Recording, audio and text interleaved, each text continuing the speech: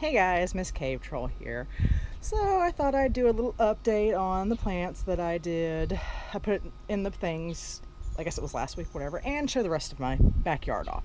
So first of all, this is all my succulents, and I actually had a really nasty spider mite problem over the winter, and some of them still have it, so I'm like constantly spraying neem oil.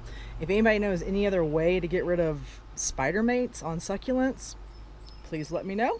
I thought I was going to lose them all. As you see, like this one, I lost all that junk off of it.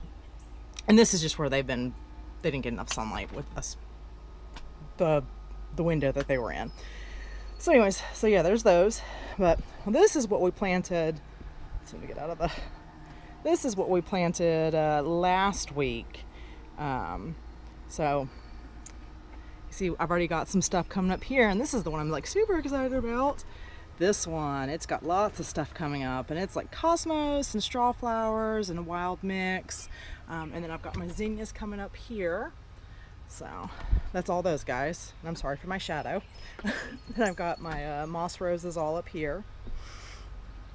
And then over here, I've got I think it's a Ruger tomato, a mild jalapeno, and a hot banana. Okay, so a little story, funny story about this. You see how this one has its like head lopped off? Well, Cave Troll and I were watching videos on pruning pepper plants, and she's like talking about pruning this pepper plant because you see they're so tall, and that's because they were in a greenhouse and the light is dispersed or whatever. Well, if you trim the head off, which is this right here, it will grow back bushier and fuller and everything like that.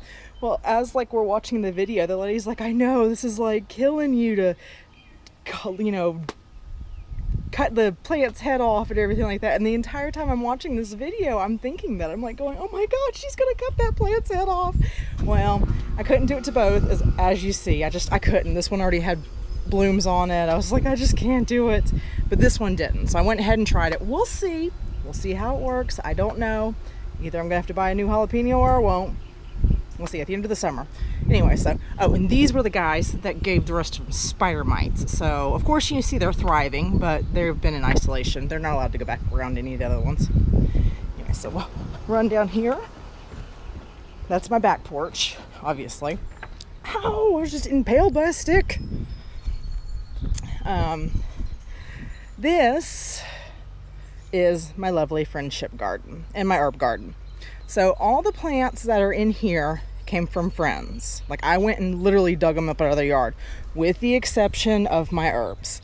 And it's kind of cool, but these two herbs are like super old and have moved many houses with us.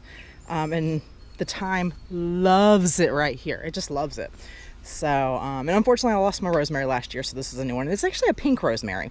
I don't know really what the difference is. I was just like, oh, okay, let's try it. So, that's my little herb garden. And then down here is my little vegetable garden. And we've only lived in this house for about 2 years. So we had nothing. Nothing was put in. So we put it in all the beds and everything. Over here I've got some zucchini. And then this, I'm going to get rid of these here in just a minute. We were playing with ideas of how to stake up the tomatoes. And this is trees that I've cut down. But anyways, so in this bed I've got some lavender, strawberries, my huge onions, which I planted last year, my garlic, and it looks like something dug something up. I don't know. Beans. I'll have more beans. I'll have eggplant and habanero down here, and then just some flowers. This bed, we used it last year, so I was just kind of throwing stuff in it. I didn't really have anything particular. Anyway, so the big project this year was these two beds. Last year I had a tomato mess. I mean, it was 4 plants and it ended up being over 6 feet tall. I mean, they were tomato trees. They were ridiculous, and it was out of control, and I didn't sucker them, and just a lot of things I didn't do right that I'm definitely, learning for, because this is the first time I've ever actually had a garden. Well, second year. So in these two beds I've got tomatoes. I've got Paul Robinson's Rainbow Blend, Brandywine, and a German Pink. And the German Pink's the one that's down there that's already grown up quite a bit. The little tiny ones, I grew all those from seed. This is my first successful year growing from seed. So woohoo, that's exciting. So the method we are trying this year for staking them up is called the Florida Weave.